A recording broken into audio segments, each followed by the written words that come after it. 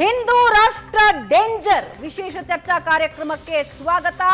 ರಾಮ ಮಂದಿರ ನಿರ್ಮಾಣ ಒಂದು ಕಡೆ ಆಗಿದೆ, ಉದ್ಘಾಟನೆಗೆ ದಿನಗಣನೆ ಆರಂಭ ಆಗಿದೆ, ಎಲ್ಲರೂ ಸಂಭ್ರಮದಲ್ಲಿದ್ದಾರೆ. ಇದರ ನಡುವೆ ಕರಸೇವಕರ ಬಂಧನ ಒಂದು ವಿವಾದ ಸೃಷ್ಟಿ ಮಾಡಿದ್ರೆ ಮತ್ತೊಂದು ವಿವಾದಕ್ಕೆ ನಾಂದಿ ಹಾಡಿದ್ದಾರೆ ಯತೀಂದ್ರ ಸಿದ್ದರಾಮಯ್ಯ.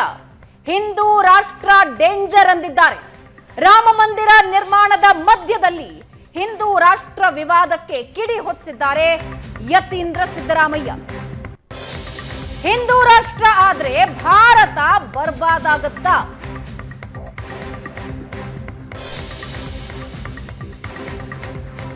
ಕರಸೇವಕರ ದಂಗಲ್ ಮಧ್ಯೆ ಯತೀಂದ್ರ ಹೊಸ ವಿವಾದ ಸೃಷ್ಟಿ ಮಾಡಿದ್ದಾರೆ. ದೇಶ ಹಿಂದೂಸ್ತಾನ ಆದ್ರೆ ಪಾಕ್ ಅಫ್ಘಾನಿಸ್ತಾನ ಆಗತ್ತೆ. ಪಾಕಿಸ್ತಾನ ಅಫ್ಘಾನ್ ಉದಾಹರಣೆಯನ್ನ ಯತೀಂದ್ರ ಕೊಡ್ತಿದ್ದಾರೆ.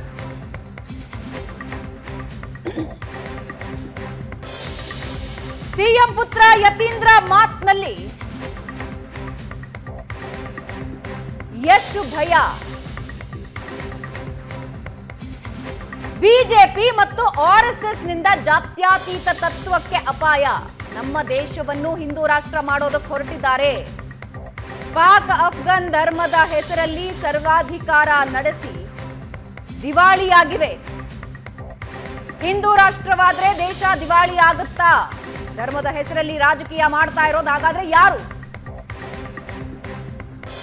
ಜಾತ್ಯತೀತ ದೇಶದ ಮಧ್ಯೆ ಹಿಂದೂ ರಾಷ್ಟ್ರದ ಚರ್ಚೆಯಾಗಿದೆ.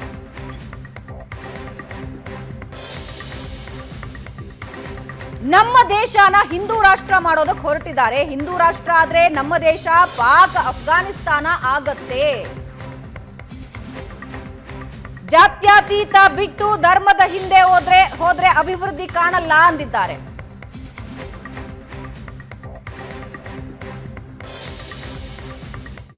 ಇರಬಹುದು, ಅಫ್ಘಾನಿಸ್ತಾನ ಇರಬಹುದು, ಇರಾನ್ ಇರಬಹುದು, ಅಲ್ಲೆಲ್ಲ ಏನಾಗಿದೆ, ಧರ್ಮದ ಹೆಸರಲ್ಲಿ ರಾಷ್ಟ್ರನ ಅವರು ಸ್ಥಾಪನೆ ಮಾಡಿದ್ರಿಂದ, ಧರ್ಮದ ಹೆಸರಲ್ಲಿ ರಾಷ್ಟ್ರ ನಡೆಸೋದ್ರಿಂದ ಅವರು ಸಂಪೂರ್ಣವಾಗಿ ಸರ್ವಾಧಿಕಾರತ್ವಕ್ಕೆ ಹೊರಡಬೇಕಾಯಿತು. ದೇಶ ವಿನಾಶ ಸ್ಥಿತಿಗೆ ಹೋಯಿತು. ಮತ್ತೆ ಅಲ್ಲಿನ ಜನರು ತಮ್ಮ ಹಕ್ಕುಗಳನ್ನ ಕಳ್ಕೋಬೇಕಾಯಿತು. ಸಂಪೂರ್ಣವಾಗಿ ಸರ್ವಾಧಿಕಾರಕ್ಕೆ ಒಳಪಡಬೇಕಾಯಿತು. ಸೊ ಹಾಗಾಗಿ ಯಾವ್ದಾದ್ರು ಒಂದು ದೇಶ ಜಾತ್ಯತೀತ ತತ್ವನ ಬಿಟ್ಟು ಧರ್ಮದ ಹಿಂದೆ ಹೋದ್ರೆ ಆ ದೇಶಕ್ಕೆ ಯಾವತ್ತೂ ಕೂಡ ಒಳ್ಳೇದಾಗೋದಿಲ್ಲ. ಇತಿಹಾಸದಿಂದ ನಾವು ಕಲಿಬೇಕು. ಇತಿಹಾಸದಿಂದ ಪಾಠನ ಮರೆತ್ರೆ ನಾವು ಉಜ್ವಲವಾದಂತ ಭವಿಷ್ಯನ, ಒಳ್ಳೆ ದೇಶನ ಕಟ್ಟೋದಕ್ಕಾಗೋದಿಲ್ಲ, ಒಳ್ಳೆ ಸಮಾಜನ ಕಟ್ಟೋದಕ್ಕಾಗೋದಿಲ್ಲ. ಹಾಗಾಗಿ ಇತಿಹಾಸ ನಮ್ಗೆ ಕಲಿಸಿರೋ ಪಾಠದ ಬಗ್ಗೆ ನಾವು ಎಚ್ಚರದಿಂದ ಇರಬೇಕು. ನಮ್ಮ ದೇಶದಲ್ಲೂ ಕೂಡ ಆ ಜಾತ್ಯತೀತ ತತ್ವನ ನಾವು ಪಾಲಿಸಬೇಕಾಗತ್ತೆ. ಆದ್ರೆ ಇವತ್ತು ಆ ಜಾತ್ಯತೀತ ತತ್ವ ಹಿಂದೂ ರಾಷ್ಟ್ರ ಆದ್ರೆ ದಿವಾಳಿ ಆಗತ್ತೆ, ಪಾಕಿಸ್ತಾನ ಅಫ್ಘಾನಿಸ್ತಾನದ ರೀತಿ ಆಗತ್ತೆ ಅಂತಿದ್ದಾರೆ. ಭಾರತ ಹಿಂದೂಗಳ ಬಹುಸಂಖ್ಯಾತ ರಾಷ್ಟ್ರ. ಹಾಗಾದ್ರೆ ಇಲ್ಲಿರೋರು ಸುಭದ್ರವಾಗಿಲ್ವಾ? ಭಯದಲ್ಲಿ ಬದುಕ್ತಾ ಇದ್ದಾರಾ? ಏನ್ ಹೇಳೋದಕ್ಕೆ ಹೊರಟಿದ್ದಾರೆ ಯತೀಂದ್ರ ಸಿದ್ದರಾಮಯ್ಯ. ಇನ್ನು ಸಿಟಿ ರವಿ ಇದಕ್ಕೆ ತಿರುಗೇಟು ಕೊಟ್ಟಿದ್ದಾರೆ. ಇತಿಹಾಸ ಅರಿಯದವನು ಇತಿಹಾಸ ಸೃಷ್ಟಿಸಲಾರ. ಕಾಂಗ್ರೆಸ್ನದ್ದು ಎಸ್ಡಿಪಿಐ ಪಿಎಫ್ಐ ಬೆಂಬಲಿಸುವ ನೀತಿ. ಹಿಂದೂಗಳು ಕಡಿಮೆಯಾದಾಗ ಮೊಘಲ್ ಸ್ಥಾನ ಪಾಕಿಸ್ತಾನ ಆಗತ್ತೆ. ಹಿಂದೂಗಳನ್ನ ದುರ್ಬಲಗೊಳಿಸೋದು ಕಾಂಗ್ರೆಸ್ ನೀತಿ. ಹಿಂದೂಗಳು ಒಗ್ಗಟ್ಟಾಗಿದ್ರೆ ಪಾಕಿಸ್ತಾನ ವಿಚಾರ ತಲೆ ಎತ್ತಲ್ಲ. ಎಲ್ಲರೂ ಸುರಕ್ಷಿತವಾಗಿರಬೇಕಾದ್ರೆ ಕಾಂಗ್ರೆಸ್ ಕೆಟ್ಟ ನೀತಿ ಮಾಡಬಾರದು. ನಿಮ್ಮ ಮನಸ್ಸಿನಲ್ಲಿ ತಾಲಿಬಾನ್ ಚಿಂತನೆಯನ್ನ ತೆಗೆದುಹಾಕಿ. ಚಿಕ್ಕಮಗಳೂರಿನಲ್ಲಿ ಮಾಜಿ ಸಚಿವ ಸಿಟಿ ರವಿ ಹೇಳಿಕೆ ಇದು.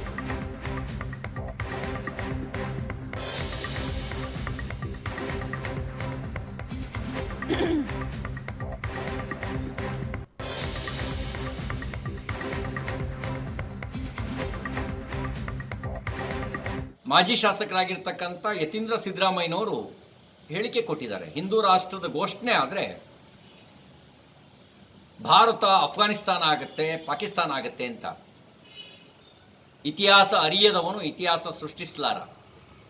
ಒಂದು ಕಾಲದಲ್ಲಿ ಪಾಕಿಸ್ತಾನ, ಅಫ್ಘಾನಿಸ್ತಾನ, ಬಾಂಗ್ಲಾದೇಶ ಇವೆಲ್ಲವೂ ಅಖಂಡ ಭಾರತದ ಭಾಗ ಆಗಿತ್ತು. ಅಲ್ಲಿ 100ಕ್ಕೆ 100ರಷ್ಟು ಹಿಂದೂಗಳೇ ಇದ್ದರು. ಹಿಂದೂಗಳು ದುರ್ಬಲರಾದ ಕಾರಣಕ್ಕೆ, ಹಿಂದೂಗಳನ್ನ ಮತಾಂತರ ಮಾಡಿದ ಕಾರಣಕ್ಕೆ ಇವತ್ತದು ಅಫ್ಘಾನಿಸ್ತಾನ ಆಗಿದೆ, ಇವತ್ತದು ಪಾಕಿಸ್ತಾನ ಆಗಿದೆ. ಗಾಂಧಾರಿಯ ತವರು ಮನೆ ಗಾಂಧಾರ ದೇಶ ಅಂತ ಕರೆಸ್ಕೊಂಡಿದ್ದಂಥದ್ದು ಅಫ್ಘಾನಿಸ್ತಾನ ಆಯಿತು. ಭಾರತದಲ್ಲಿ ಯಾವತ್ತು ಹಿಂದೂಗಳು ಕಡಿಮೆ ಆಗ್ತಾರೆ ಅವತ್ತು ಭಾರತ ಮತ್ತೊಂದು ಮೊಘಲಸ್ತಾನನೋ ಪಾಕಿಸ್ತಾನನೋ ಇನ್ನೇನೋ ಒಂದು ಆಗುತ್ತೆ. ಅದಕ್ಕೆ ಹಿಂದೂಗಳನ್ನು ದುರ್ಬಲಗೊಳಿಸ್ತಕ್ಕಂಥ ಕಾಂಗ್ರೆಸ್ನ ನೀತಿ ಪಾಕಿಸ್ತಾನದ ನಿರ್ಮಾಣಕ್ಕೆ ಕಾರಣ ಆಗುತ್ತೆ. ಹಿಂದೂಗಳನ್ನು ಒಡೆದಾಳ್ತಕ್ಕಂಥ ಕಾಂಗ್ರೆಸ್ನ ನೀತಿ ಅಫ್ಘಾನಿಸ್ತಾನದ ಸೃಷ್ಟಿಗೆ ಕಾರಣ ಆಗುತ್ತೆ. ಹಿಂದೂ ಒಗ್ಗಟ್ಟಾಗಿದ್ದರೆ, ಹಿಂದೂ ಬಲವಾಗಿದ್ದರೆ ಪಾಕಿಸ್ತಾನ ಅನ್ನುವಂಥ ವಿಚಾರವೇ ತಲೆ ಎತ್ತೋದಕ್ಕೆ ಸಾಧ್ಯ ಇಲ್ಲ. ಆದರೆ ಕಾಂಗ್ರೆಸ್ನ ನೀತಿ ಇದೆಯಲ್ಲ, SDPIಗೆ PFIಗೆ ಬೆಂಬಲಿಸ್ತಕ್ಕಂಥ ನೀತಿ, ಆ ನೀತಿಯ ಕಾರಣದಿಂದ ನಿಮ್ಮಂಥವರೇ ಸೇರಿಕೊಂಡು ಪಾಕಿಸ್ತಾನ ಮಾಡಿಬಿಡ್ತೀರಿ, ಅಫ್ಘಾನಿಸ್ತಾನ ಮಾಡಿಬಿಡ್ತೀರಿ. ಅದಕ್ಕೆ ನೀವು ನಿಮ್ಮ ಮಕ್ಕಳ ಭವಿಷ್ಯ ಸುರಕ್ಷಿತವಾಗಿರಬೇಕು ಅಂದರೆ ಹಿಂದೂಗಳನ್ನು ದುರ್ಬಲಗೊಳಿಸ್ತಕ್ಕಂಥ ಕೆಟ್ಟ ನೀತಿಯನ್ನು ಕಾಂಗ್ರೆಸ್ ಮಾಡಬಾರ್ದು. ಆ ಕೆಟ್ಟ ನೀತಿಯನ್ನು ಕಾಂಗ್ರೆಸ್ ಸರ್ಕಾರ ಕೆಟ್ಟ ನೀತಿಗೆ ಬೆಂಬಲಿಸಬಾರ್ದು. ಎಲ್ಲೇವರೆಗೂ ಹಿಂದೂ ಬಹುಸಂಖ್ಯಾತನಾಗಿರ್ತಾನೋ ಅಲ್ಲೇವರೆಗೂ ಭಾರತ ಮತ್ತು ಭಾರತದ ಸಂವಿಧಾನ ಉಳಿಯುತ್ತೆ.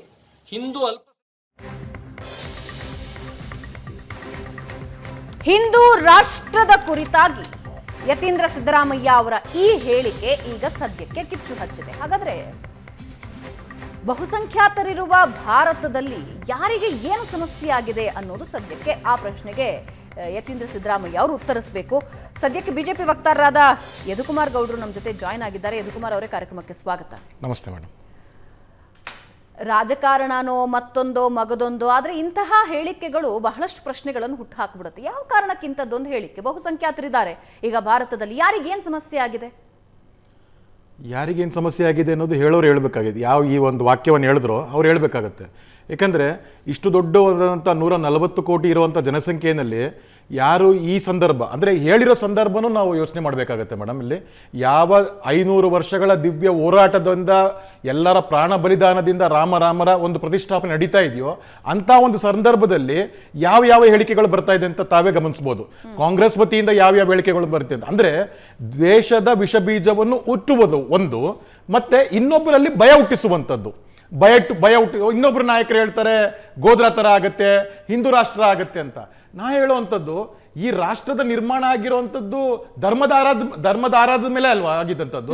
ವಿಭಜನೆ ಆಗಿದ್ದು ಧರ್ಮದ ಮೇಲೆನೆ ಪಾಕಿಸ್ತಾನ ಸೃಷ್ಟಿಯಾಗಿದ್ದಂಥದ್ದು. ಜಾತ್ಯಾತೀತ ತತ್ವ ಅಂತ ಅವ್ರು ಹೇಳ್ತಾರಲ್ಲ, ಅಲ್ಲಿ ಹಿಂದೂಗಳ ಸಂಖ್ಯೆ ಏನಾಯ್ತು? ಇವ್ರು ಇಲ್ಲಿ ಬೋಧನೆ ಮಾಡ್ತಾರಲ್ಲ ಜಾತ್ಯಾತೀತವಾದಂತ, ಅಲ್ಲಿ ಪಾಕಿಸ್ತಾನದಲ್ಲಿ ಹಿಂದೂಗಳ ಸಂಖ್ಯೆ ಏನಾಯ್ತು? ಬಾಂಗ್ಲಾದೇಶದಲ್ಲಿ ಹಿಂದೂಗಳ ಸಂಖ್ಯೆ ಏನಾಯ್ತು? ಇದ್ರ ಬಗ್ಗೆ ಯಾವುದೇ ವಿಚಾರವಿಲ್ಲ. ನೀವು ಯಾಕೆ ಪದೇ ಒಂದು ಕೋಮಿನ ತುಷ್ಟೀಕರಣ ಎಷ್ಟಂತ ಮಾಡ್ತೀರಾ ನೀವು? 1947ರಿಂದ ಇದೇನೇ ಮಾಡ್ತಾ ಇದ್ದೀರಲ್ಲ ನೀವು. ಅದಲ್ಲಿ ಧರ್ಮದ ಆಧಾರಿತ ಅಂತ ಬಂದಾಗ 15 ಲಕ್ಷ ಜನ ಪಾರ್ಟಿಷನ್ಸ್ ಆದಾಗ, ದೇಶ ವಿಭಜನೆ ಆದಾಗ ಪ್ರಾಣ ತೆತ್ತರಲ್ಲ. ಅವ್ರು ಯಾರು? ಅವರು ಭಾರತದವರಲ್ವಾ? ಅವರು ಹಿಂದೂ ರಾಷ್ಟ್ರ ಅಂದ್ರೆ ಇದು ಮೊದಲಿಂದನೂ ಹಿಂದೂ ರಾಷ್ಟ್ರನೇ ಇದು. ನಾವು ಎಲ್ಲರನ್ನೂ ಸ್ವೀಕರಿಸಿದ್ದೇವೆ, ಎಲ್ಲರನ್ನೂ ಒಳಗೊಂಡಿದ್ದೇವೆ, ಎಲ್ಲರ ಜೊತೆಯಲ್ಲೂ ನಾವು ಸಹಭಾಗಿತ್ವದಿಂದ ಇದ್ದೇವೆ. ಆದರೆ ನೀವು ನಿಮ್ಮ ತುಷ್ಟೀಕರಣದ ರೀತಿಯಿಂದ ಎಲ್ಲರನ್ನೂ ವಿಭಜಿಸುತ್ತಿರುವಂಥದ್ದು. ಯಾಕೆ ಭಯ ಹುಟ್ಟಿಸ್ತಾ ಇದ್ದೀರಾ? ಯಾರಿಗೆ ಅನ್ಯಾಯ ಆಗಿದೆ? ಇಲ್ಲಿ ಬುದ್ಧಿಸಮ್ ಇದೆ, ಜೈನಿಸಮ್ ಇದೆ, ಕ್ರಿಶ್ಚಿಯನ್ ಇದ್ದಾರೆ, ಮುಸ್ಲಿಮ್ಸ್ ಇದ್ದಾರೆ. ಯಾರಿಗೆ ಭಯ ಹುಟ್ಟಿಸ್ತಾ ಇದ್ದೀರಾ ನೀವು? ಅನ್ಯಾಯ ಆಗಿರೋದು ಯಾವ ರೀತಿಯಲ್ಲಿ? ಅವರಿಗೆ ಸರ್ಕಾರದ ಸೌಲಭ್ಯಗಳ ಅನ್ಯಾಯ ಆಗಿದೆಯಾ? ಇಲ್ಲ ಸರ್ಕಾರಿ ಹುದ್ದೆಗಳಲ್ಲಿ ಅನ್ಯಾಯ ಆಗಿದೆಯಾ? ಎಲ್ಲರಿಗೂ ಕಾನೂನು ಎಲ್ಲರಿಗೂ ಒಂದೇ ಅಂದಮೇಲೆ ಕಾನೂನು ಇಡೀ ನಾಡಿಗೆ ಕಾನೂನು ಒಂದೇ ಅಲ್ವಾ? ಅಲ್ಲಿ ಯಾವ ರೀತಿ ಅನ್ಯಾಯ ಹೇಳ್ಬೇಕು ಇವರು? ಬರೀ ಭಯ ಹುಟ್ಟಿಸುವಂತದ್ದಲ್ಲ. ಯಾಕೆ ಅಂದ್ರೆ ಭಯ ಹುಟ್ಟಿಸಿ ಬೇರೆ ಏನೋ ಅವರನ್ನ ಗುಮ್ಮದಲ್ಲಿ ಕುಂಡಿಸಿ ನಿಮಗೆ ಇನ್ನೇನೋ ಆಗುತ್ತೆ ಅಂತ ಇದನ್ನೇ ಮಾಡಿದಂಥದ್ದು 75 ವರ್ಷದಿಂದ. ಈಗಲಾದ್ರೂ ಬಿಡಿ. ರೈಟ್. ನಮಗೆ ಹೊರಗಡೆಯಿಂದ ಹಿಂದೂ ಮುಖಂಡರಾದ ಗಂಗಾಧರ್ ಕುಲಕರ್ಣಿ ಜಾಯ್ನ್ ಆಗ್ತಾ ಇದ್ದಾರೆ. ಗಂಗಾಧರ್ ಕುಲಕರ್ಣಿ ಅವರೇ, ಕಾರ್ಯಕ್ರಮಕ್ಕೆ ಸ್ವಾಗತ. ಯತೀಂದ್ರ ಸಿದ್ದರಾಮಯ್ಯ ಅವರ ಒಂದು ಹೇಳಿಕೆ ನೀವು ನೋಡಿದ್ರಿ, ಧರ್ಮದ ಆಧಾರದಲ್ಲಿ ರಾಜಕೀಯ ಮಾಡೋದು ಬೇಡ ಅಂತ. ಆದ್ರೆ ಅನ್ಫಾರ್ಚುನೇಟ್ ಏನಂದ್ರೆ ಭಾರತದಲ್ಲಿ ಧರ್ಮ ಜಾತಿಯ ಆಧಾರದಲ್ಲಿ ರಾಜಕೀಯ ಮಾಡೋದೇ ದಶಕಗಳಿಂದ ನೋಡ್ಕೊಂಡು ಬಂದ್ಬಿಟ್ಟಿದೀವಿ. ಅಭಿವೃದ್ಧಿ ಹೆಸರಲ್ಲಿ ರಾಜಕೀಯ ಮಾಡ್ರಪ್ಪ ಅಂದ್ರೆ ಯಾರು ಮುಂದೆ ಬರೋದಿಲ್ಲ. ಈಗ ಹೇಳ್ತಿದ್ದಾರೆ ಹಿಂದೂ ರಾಷ್ಟ್ರ ಆದ್ರೆ ಅಪಾಯ, ದಿವಾಳಿ ಆಗತ್ತೆ, ಪಾಕಿಸ್ತಾನ ಆಗತ್ತೆ, ಅಫ್ಘಾನಿಸ್ತಾನ ಆಗತ್ತೆ ಅಂತ. ಹಿಂದೂಗಳನ್ನ ಕಂಡ್ರೆ ಯಾಕಿಷ್ಟು ಭಯ?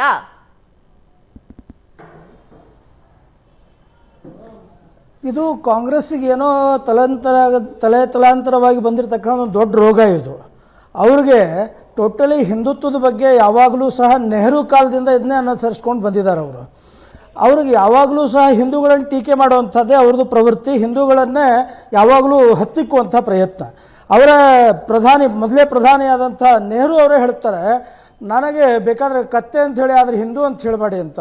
ಸೊ ಅವ್ರು ಹೇಳ್ತಾರೆ, ನಾನು ಬಾರ್ನ್ ಬೈ ಇದನ್ನು ನಾನು ಹುಟ್ಟಿನಿಂದ ಹಿಂದೂ ಆಗಿ ಹುಟ್ಟಿದ್ದೀನಿ, ಆದರೆ ನನಗೆ ಹಿಂದುತ್ವದ ಬಗ್ಗೆ ಆಸಕ್ತಿ ಇಲ್ಲ ಅಂತ ಹೇಳ್ತಾರೆ. ಹೀಗೆ ಈ ಒಂದು ವಿಚಾರಧಾರೆ ಯಾಕೆ ಅವರು ಮೊದಲಿನಿಂದ ಆ ರೀತಿಯಾಗಿ ಆ ಕಾಂಗ್ರೆಸ್ಸಿನ ಮಾನಸಿಕತೆ ಬಂದಿದೆಯೋ ಗೊತ್ತಿಲ್ಲ. ಅದೇ ರೀತಿ ಯಾವುದೇ ಹಿಂದುತ್ವದ ವಿಚಾರದಲ್ಲೂ ಸಹ ಸರ್ದಾರ್ ವಲ್ಲಭಭಾಯ್ ಪಟೇಲ್ರವರು ಈ ಸೋಮನಾಥ ಮಂದಿರವನ್ನು ಕಟ್ಟಬೇಕು, ಇದೊಂದು ನಮ್ಮ ಭಾರತಕ್ಕೆ ಒಂದು ದೊಡ್ಡ ಕಳಂಕ, ಒಬ್ಬ ದಾಳಿಕೋರನ ಒಂದು ದೇವಸ್ಥಾನ ಅದನ್ನು ದೇವಸ್ಥಾನವನ್ನು ಒಡೆದು ಮಸೀದಿ ಮಾಡಿದ್ದಾನೆ ಅಂಥೇಳಿ ಸೋಮನಾಥ ಮಂದಿರವನ್ನು ಕಟ್ತೀವಿ ಅಂಥೇಳಿ ಪಾರ್ಲಿಮೆಂಟ್ನೊಳಗೆ ಆ ಒಂದು ವಿಷಯವನ್ನು ತೊಗೊಂಡು ಬಂದಾಗ ಎಲ್ಲ ಕಾಂಗ್ರೆಸ್ನವರು ಅದನ್ನು ಸ್ವೀಕಾರ ಮಾಡಿದರು, ಎಕ್ಸೆಪ್ಟ್ ನೆಹರು. ಆವಾಗಿನಿಂದನೂ ಸಹ ನೆಹರು ಈ ರೀತಿಯಾಗಿರ್ತಕ್ಕಂತಹ ಒಂದು ವಿಚಾರಧಾರೆಯನ್ನು ಇಟ್ಕೊಂಡು ಬಂದಿದ್ದಾರೆ. ಅದು ಈಗ ಇತ್ತಿತ್ತಾಗಿ ವಿಪರೀತಕ್ಕೆ ಹೋಗ್ತಾ ಇದೆ. ಸೊ ಇವತ್ತು ಶಾಬಾನು ಕೇಸ್ನಲ್ಲಿರ್ಬೋದು, ಅಪೀಸ್ಮೆಂಟ್ ಪ್ರಾರಂಭ ಮಾಡಿದಂಥದ್ದು, ಇನ್ನು ಅದರ ಜೊತೆಗೆ ಈ ಒಂದು ವಕ್ಫ್ ಬೋರ್ಡ್ ಮಾಡುವಂಥದ್ದು, ಅದರ ಮುಖಾಂತರವಾಗಿ ಅಪೀಸ್ಮೆಂಟು, ಹೀಗೆ ಅಪೀಸ್ಮೆಂಟ್ ಮೇಲೆ ಅಪೀಸ್ಮೆಂಟ್ಗಳನ್ನು ಮಾಡ್ತಾರೆ. ಕಾಶ್ಮೀರ ವಿಷಯದಲ್ಲೂ ಅಷ್ಟೇ, ಅಲ್ಲೂ ಸಹ ಅಪೀಸ್ಮೆಂಟ್. ಯಾಕೆ ಬೇಕಿತ್ತು ಕಾಶ್ಮೀರದೊಳಗೆ ಇನ್ನೊಂದು ಆ ರೀತಿಯಾಗಿರ್ತಕ್ಕಂಥ 370 article? So totally by birth Congress ಏನಿದೆ ಈ ರೀತಿಯಾಗಿ ಹಿಂದೂ ವಿರೋಧಿ ನೀತಿಗಳನ್ನೇ ಅನುಸರಿಸ್ಕೊಂಡು ಬಂದಿದೆ. ಅಲ್ಲಿ 6 ಲಕ್ಷ ಕಾಶ್ಮೀರಿ ಹಿಂದೂಗಳು ನಿರಾಶ್ರಿತರಾದಾಗ ಇವರು ಬಾಯ್ನೇ ಬರಲಿಲ್ಲ, ಯಾರೂ ಸಹ ಅದ್ರ ಪರವಾಗಿ ನಿಂದಿರಲಿಲ್ಲ. ಆದರೆ ಎಲ್ಲೋ ಒಂದು ಸಣ್ಣ ಘಟನೆ, ಎಲ್ಲೋ ಹಿಂದೂ ಮುಸ್ಲಿಂ ಆದ ತಕ್ಷಣ ಭಾಳ ದೊಡ್ಡದಾಗಿ ಬಂದು ನಿಂತ್ಕೊಂಡು ಮುಸಲ್ಮಾನರು ಇಲ್ಲಿ ಆತಂಕದಲ್ಲಿದ್ದಾರೆ, ಮುಸಲ್ಮಾನರಿಗೆ ಏನೋ ಆಗ್ತಾ ಇದೆ ದೇಶದಲ್ಲಿ ಅಂಥೇಳಿ ಭ್ರಮೆಯನ್ನು ಸೃಷ್ಟಿ ಮಾಡಿ ವೋಟ್ ಬ್ಯಾಂಕ್ ರಾಜಕಾರಣವನ್ನು ಮಾಡ್ತಾ ಇದ್ದಾರೆ. ಇದು ಬಹಳ ಗಂಗಾಧರ್ ಕುಲಕರ್ಣಿ ಅವರೇ, ಯತೀಂದ್ರ ಅವರ ಒಂದು ಮಾತನ್ನ ಬಹುಶಃ ನಾವು ಒಪ್ಪಬೇಕಾಗತ್ತೆ. ಅಂದ್ರೆ ಧರ್ಮದ ಆಧಾರದಲ್ಲಿ ರಾಷ್ಟ್ರಗಳಲ್ಲಾದ್ರೆ ಅದರ ಬದಲಾವಣೆಗಳು ಬಹಳಷ್ಟು ವೈಪರೀತ್ಯಕ್ಕೆ ಹೋಗುತ್ತೆ ಅನ್ನೋದಕ್ಕೆ ಅವರು ಪಾಕಿಸ್ತಾನ ಮತ್ತು ಅಫ್ಘಾನಿಸ್ತಾನದ ಉದಾಹರಣೆ ಕೊಟ್ಟಿದ್ದಾರೆ. ಆದ್ರೆ ಯತೀಂದ್ರ ಅವರು ಮರ್ತಿರೋದೇನೆಂದ್ರೆ ಭಾರತದಲ್ಲಿ ಬಹುಸಂಖ್ಯಾತರೇ ಹಿಂದೂಗಳು, ಹಾಗಾಗಿ ಯಾವುದೇ ಸಮಸ್ಯೆ ಇವತ್ತಿನವರೆಗೆ ಹಿಂದೂ ಮುಸಲ್ಮಾನ ಕ್ರೈಸ್ತ ಜೈನ ಯಾರ ಮಧ್ಯೇನೂ ಇಲ್ಲ ಸರ್. ರಾಜಕೀಯದವ್ರು ಬೆಂಕಿ ಹಚ್ಚಬೇಕೆ ಹೊರತು ಅವ್ರವ್ರ ಮನೆಯಲ್ಲಿ ಅಕ್ಕಪಕ್ಕದಲ್ಲಿ ಇರೋರೆಲ್ಲರೂ ಬಹಳ ಗೆಳತನದಿಂದ ಇರ್ತಾರೆ. ಅದೇ ಅಫ್ಘಾನಿಸ್ತಾನ ಮತ್ತು ಪಾಕಿಸ್ತಾನಕ್ಕೆ ಹೋಗಿ ಧೈರ್ಯದಿಂದ ನಾನು ಹಿಂದೂ ಅಂತ ಹೇಳ್ಕೊಳ್ಳುವಂತಹ ಸ್ವಾತಂತ್ರ್ಯ ಇದೆಯಾ ಸರ್ ಆ ಎರಡು ದೇಶದಲ್ಲಿ?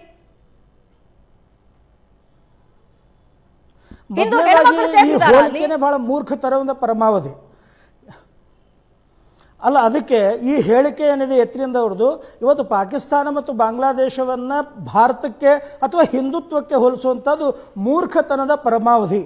ಈಗ ಇಸ್ಲಾಮು ಮತ್ತು ಕ್ರಿಶ್ಚಿಯಾನಿಟಿ ಇರೋದಕ್ಕಿಂತ ಮುಂಚೆ ಇಡೀ ಜಗತ್ತಿನಲ್ಲಿ ಇದ್ದದ್ದೇ ಹಿಂದುತ್ವ. ಹಾಗಾಗಿ ಇವತ್ತು ಅವೆಲ್ಲ ಬೇಕಾದಷ್ಟು ಬೆಳೆದವು, ಬೇಕಾದಷ್ಟು ಬೇರೆ ಬೇರೆ ಹಿಂದೂ ರಾಷ್ಟ್ರಗಳು ಯಾವ್ಯಾವಿದ್ವೋ ಅವೆಲ್ಲವನ್ನೂ ಸಹ ಅವರು ಆಕ್ರಮಣ ಮಾಡಿ ತಮ್ಮ ಮತವನ್ನು ಸ್ಥಾಪನೆ ಮಾಡಿದ್ರು. ಧರ್ಮ ಅಂತ ಹೇಳಿಕ್ಕೆ ನಾನು ಇಚ್ಛೆ ಪಡಲ್ಲ, ಮತವನ್ನು ಸ್ಥಾಪನೆ ಮಾಡಲಿಕ್ಕೆ ಪ್ರಾರಂಭ ಮಾಡಿದರು. ಆದರೆ ಹಿಂದೂ ಧರ್ಮದ ವೈಶಾಲ್ಯತೆ ಇವತ್ತಿಗೂ ಸಹ ಯತೀಂದ್ರ ಅವ್ರಿಗೆ ಅರ್ಥ ಆಗ್ತಾ ಇರುವಂಥದ್ದನ್ನು ಭಾಳ ವಿಚಿತ್ರ ಅನಿಸುತ್ತೆ. ದಯಮಾಡಿ ಅವರು ಒಂದು ಸಲ ಹಿಂದೂ ಧರ್ಮದ ಅಧ್ಯಯನವನ್ನು ಮಾಡಲಿ, ಬರೇ ಆ ಒಂದು ಅಲ್ಪಸಂಖ್ಯಾತ ತುಷ್ಟೀಕರಣದಿಂದ ಮೂಡ್ನಿಂದ ಹೊರಗೆ ಬರಲಿ. ಅವರು ಹಿಂದುತ್ವ ಅಂದ್ರೇನು, ಸರ್ವೇ ಜನ ಸುಖಿನೋ ಭವಂತು, ಇದು ಹೇಳಿದ ತಕ್ಷಣ ಹಾಗಾದ್ರೆ ಇಲ್ಲಿ ಬೇರೆದವ್ರಿಗೆ ಅವಕಾಶ ಇಲ್ಲ ಅಂತ ಆಯ್ತಾ? ಸರ್ವೇ ಜನ ಅಂತ ಹೇಳಿದ್ದಾರೆ, ಹಿಂದೂ ಜನ ಅಂತ ಹೇಳಿಲ್ಲ, ಮುಸಲ್ಮಾನರು ಹೊರತುಪಡಿಸಿ ಅಂತ ಹೇಳಿಲ್ಲ. ರಾಜಕಾರಣಿಗಳಲ್ಲಿ ನನಗೆ ಅರ್ಥ ಆಗದೇ ಇರುವಂತಹ ವಿಷಯ, ನಿಮಗೆ ಬಿಜೆಪಿ ವಿರುದ್ಧ ಸಿಟ್ಟಿದೆ, ರಾಜಕೀಯ ಇದೆ, ಎನಿಥಿಂಗ್ ಏನಾದರೂ ಅನ್ಕೊಳ್ಳಿ, RSS ಮೇಲೆ ಸಿಟ್ಟಿದೆ, RSS ಇರಬಾರ್ದು ಅಂತ ಇದೆ, ಅದರಲ್ಲೂ ಎರಡು ಮಾತಿಲ್ಲ, ನಿಮ್ಮ ರಾಜಕೀಯ ನೀವು ಮಾಡ್ಕೊಳ್ಳಿ. ಆದ್ರೆ ಅವೆರಡನ್ನ ಪಾಯಿಂಟ್ ಔಟ್ ಮಾಡಿ ಇಡೀ ಹಿಂದೂಗಳೇ ಅಪಾಯಕಾರಿ ಅನ್ನೋದನ್ನು ತೋರಿಸ್ಕೊಡೋದಿದೆಯಲ್ಲ, ಏನು ಮಾಡಿದ್ದಾರೆ ಹಿಂದೂಗಳು ಇವರಿಗೆ? ಅವ್ರು ಓಟು ಬೇಕು ಇವರಿಗೆ, ಅವ್ರು ಓಟ್ ಬೇಡವಾ? ಬರೀ ಅಲ್ಪಸಂಖ್ಯಾತರ ಮತಗಳಿಂದ ನೀವು ಗೆಲ್ಲೋದಕ್ಕೆ ಸಾಧ್ಯನಾ? 135 ಸೀಟ್ಗಳು ನಿಮ್ಗೆ ಬರೀ ಅಲ್ಪಸಂಖ್ಯಾತರ ಮತಗಳಿಂದ ಬಂದ್ಬಿಡ್ತಾ?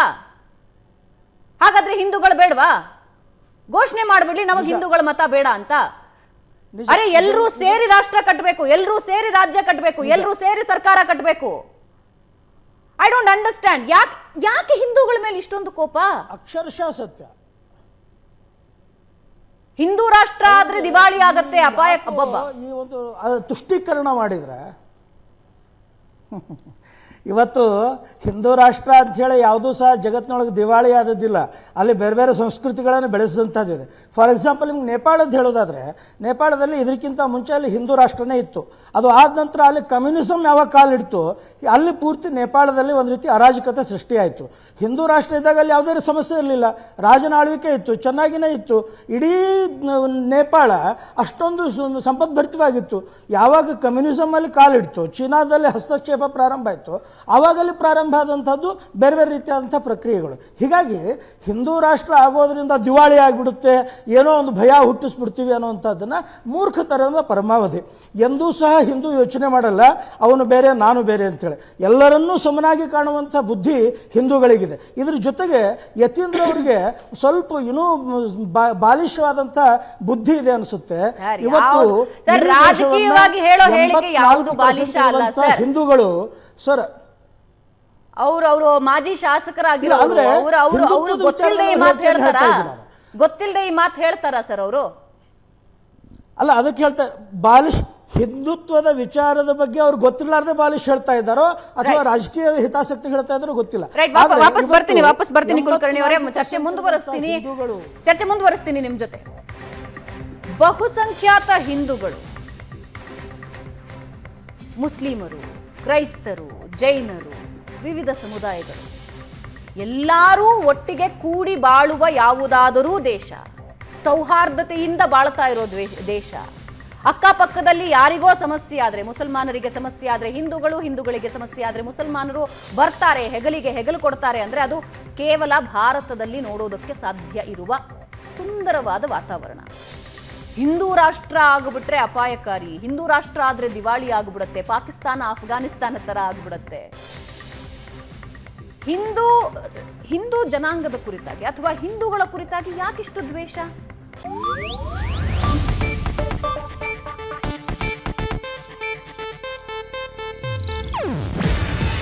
ಇದು ಏಷ್ಯಾನೆಟ್ ನ್ಯೂಸ್ ನೆಟ್ವರ್ಕ್ ಪ್ರಸ್ತುತಿ. ನೀವು ನೋಡ್ತಿದ್ದೀರಾ ಏಷ್ಯಾನೆಟ್ ಸುವರ್ಣ ನ್ಯೂಸ್.